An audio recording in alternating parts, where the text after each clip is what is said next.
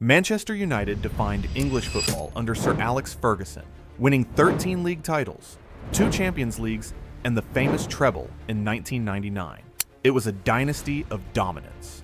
But when Ferguson stepped away in May 2013, he didn't just leave a managerial vacancy. He left a club owned by people who had never loved it, built on debt, and run for Wall Street instead of Old Trafford.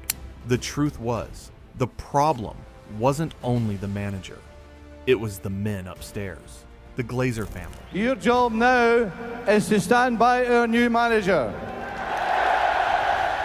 In 2005, the Glazers purchased Manchester United through a leveraged buyout, borrowing hundreds of millions and forcing the club itself to pay it back. From the first day, fans protested with green and gold scarves and chants of "Love United, hate Glazer." But the debt remained.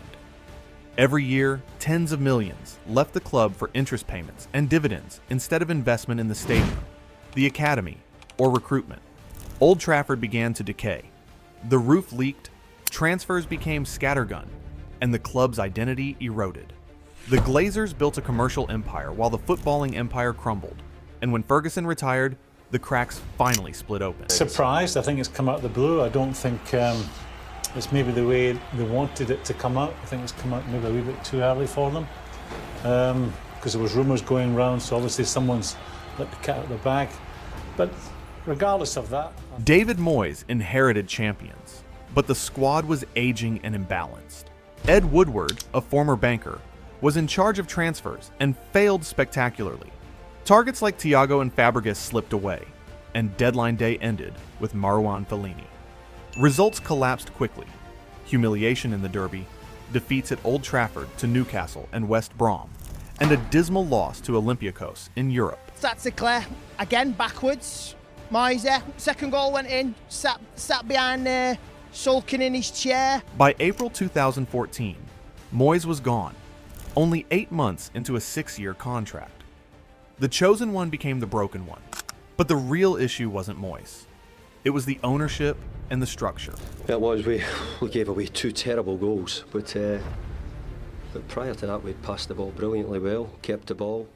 United then turned to Louis van Gaal, a giant of European football, fresh from a World Cup semi-final.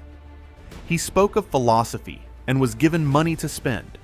Di Maria, Falcao, Shaw, Herrera, Blind. But it was spending without strategy.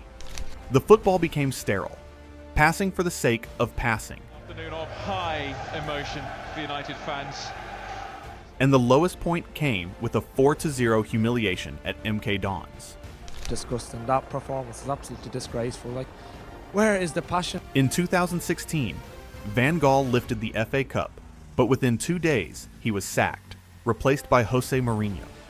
Another scapegoat in a system where managers carried the blame, while the owners carried the profits. Mourinho arrived in 2016 and quickly delivered silverware, the EFL Cup and Europa League. United were back in the Champions League, and there was hope of a rebuild. In 2018, he finished second in the league behind City's 100-point side, calling it one of the best achievements of his career. That I consider one of the best jobs of my career, to finish second with Manchester United in the Premier League. He asked for a center back, handed Woodward a list, but the board refused to back him. Tensions grew, the football turned toxic, and after a defeat to Liverpool, he was sacked in December 2018.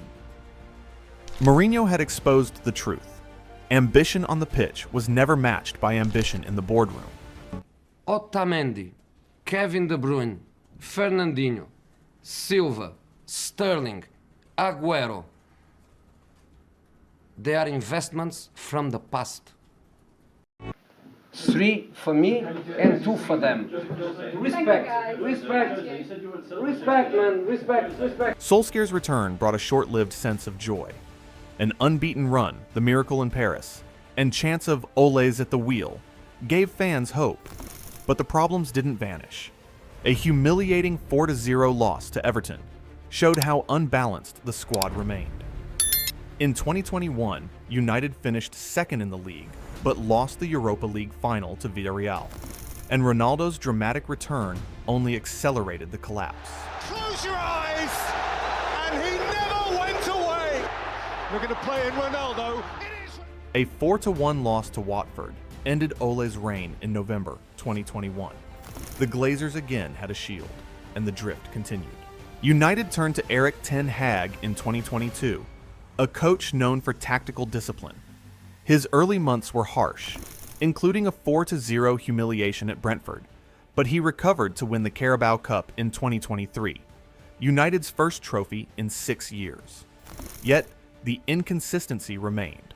A 7-0 defeat at Liverpool, shaky league form, and constant unrest behind the scenes. That same year, Sir Jim Ratcliffe and Ineos bought a 25% stake, taking control of football operations, but leaving the Glazers as majority owners. Ten Hag extended his contract in 2024, but was sacked months later. And I promise you that those players will give everything, but then everything, to get that cup, to win the cup, and bring him to Old Trafford. Another manager chewed up by the structure above him. Ineos wanted a new start and appointed Ruben Amorim from Sporting Lisbon in November 2024. His philosophy of pressing and structure briefly gave United sharper patterns and intensity, but the goalkeeper crisis derailed him. Onana was loaned out, Bayender struggled, and Senne Lammens was a desperate gamble. Without stability at the back, results turned inconsistent. And by September 2025, Amorim was already under pressure. For fans, it was a familiar story. New coach, same problems, because the real issue had never changed. I think it's fair to say that the clear message from the club is that he is not going to be sacked. All right, everything that was reported yesterday, this is Sky Sports saying United are going to be remaining patients from Rob Dorsett. You've got Mike Keegan from the Daily Mail. Since 2005, the Glazers have drained more than £1 billion from Manchester United through debt repayments, dividends, and share sales. In return, Old Trafford has decayed, the training ground has fallen behind, and recruitment has been chaotic.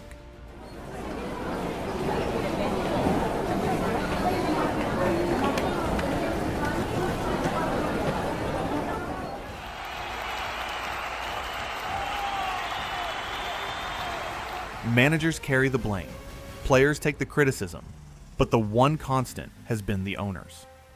Fans have never stopped protesting, but year after year, nothing changes. It was Bucks fans who dubbed Glazer the Leprechaun, and they watched as he transformed the team's fortunes, landing the coveted Super Bowl trophy in 2003. United's downfall wasn't Moyes, Van Gaal, Mourinho, Solskjaer, Ten Hag, or Amorim. It was the Glazers, hollowing out the club and replacing football ambition with commercial spreadsheets. From Ferguson to Amorim, every manager has been a chapter in the same decline. United haven't just lost trophies, they've lost clarity, structure, and the habit of winning. With Ineos, there is finally a sense of football people making decisions. But as long as the Glazers remain majority owners, the truth is simple. Manchester United will never be Manchester United again.